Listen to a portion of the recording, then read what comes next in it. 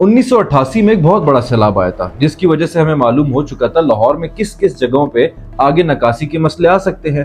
पार्क्यू city कभी डूब जाता है, कभी डीएचए डूब जाता है। सिर्फ उस सैलाब को अगर हम पढ़ लें, स्टडी कर लें, तो हमें आज मालूम हो जाएगा कि फ्यूचर में कौन कौन सी सोसाइटीज में मसले आ सकते हैं।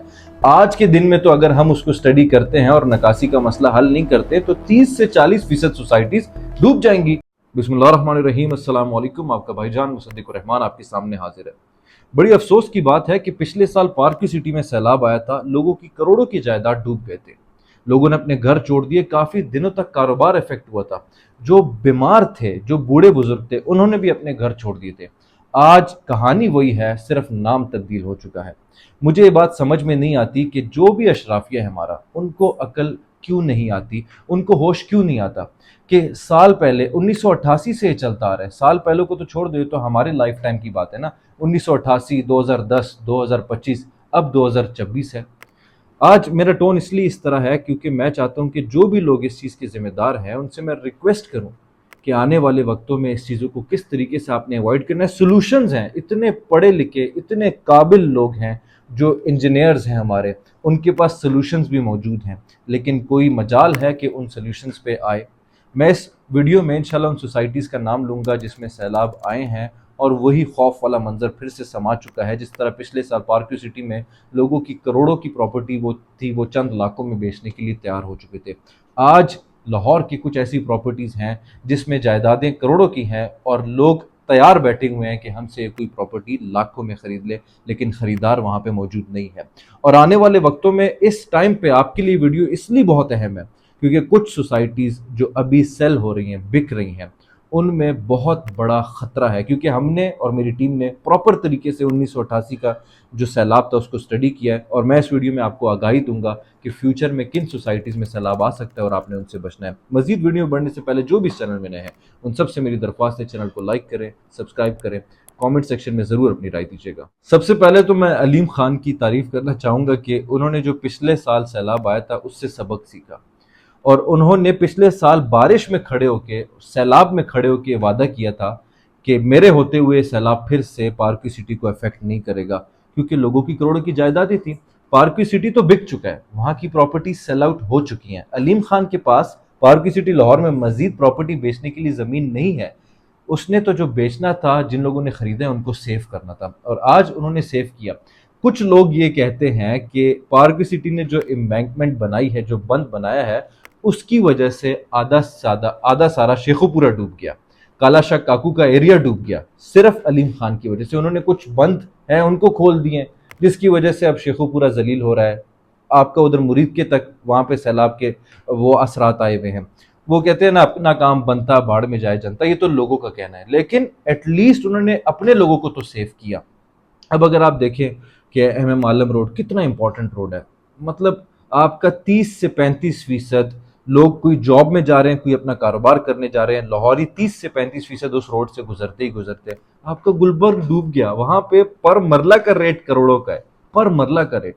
वहां पे अपार्टमेंट्स लोगों ने करोड़ों के लिए में, लेकिन घंटों तक सैलाब पड़ा हुआ था और कोई ऐसी इंतजामिया नहीं आई वहां पे जो उस सैलाब को निकाल सके। आपका जो वॉल्टन रोड है डीएचए फेज 1 की तरफ वाला, वो डूब गया। मैं देखें, मुझे अकल कम है, ठीक है, अल्लाह माफ़ करे, ठीक है, अल्लाह ताला मजीद इसको बढ़ाए। छोटा मुंह बड़ी बात। जब मैं डीएचए को जाता हूँ ना, डीएचए में घूमता हूँ, तो मैं वहाँ पे ना बहुत ज़्यादा फॉल्ट्स देखता हूँ।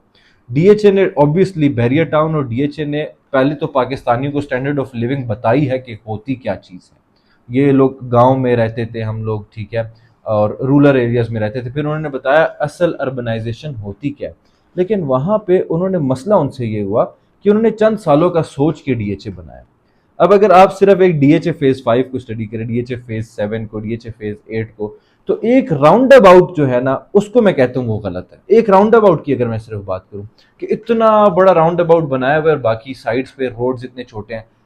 ये सैलाब तो छोड़े, 10 साल 15 साल बाद जब आबादी 8-1.5 करोड़ या 2.5 करोड़ हो जाती है, तब जाके कितने रोड्स कंजेस्टेड हो जाएंगे, किस तरीके से लोगों को संभाल सकेंगे, मुझे उस चीज़ की समझ में नहीं आती। फिर नकासी का जो निज़ाम है, लोगों की करोड़ों की प्रॉपर्टी है, सीवरेज के, आई आई रियली बिलीव कि मतलब हमारी जो अकल है, हमारी जो इवन ब्यूरोक्रेट्स, हमारी जो फौज, हमारी जो गवर्नमेंट है, इतने ज़हीन है کہ انہوں نے بہت بڑی بڑی جنگیں ٹیکنیکل اسٹریٹجک طریقے سے جیتی ہوئی ہیں، ٹھیک ہے، انہوں نے ناک کے نیچے، امریکہ کے ناک کے نیچے سے ایٹم بم بنا لیا، کس طرح کی اسٹریٹجی؟ ان سے نکاسی کا نظام ٹھیک نہیں ہوگا. اس کا تو یہی مطلب ہے کہ دال میں کچھ گھوٹالا ہے. وہ ایک بندے نے بات کی تھی نا ایلیجڈلی، کہ وہ اینٹی کرپشن ونگ کے لیے ایک بلڈنگ بننی تھی 12 منزلہ، اور اسی اینٹی کرپشن بلڈنگ جو بننی تھی اسی میں لوگوں نے فراڈ کیا. یہ بندے کا کہنا ہے، میرا نہیں کہنا. تو ملک کے حالات ایسے ہیں. تو لیکن اس سے بھگت کون رہا ہے؟ عام بندہ بھگت رہا ہے. اب آپ فیروز والا ڈوب چکا ہے، پنڈ ریسٹورانٹ ڈوب چکا ہے، آپ کا کالا شکاکو میں لاہور سمارٹ سٹی آپ کا ڈوب گیا.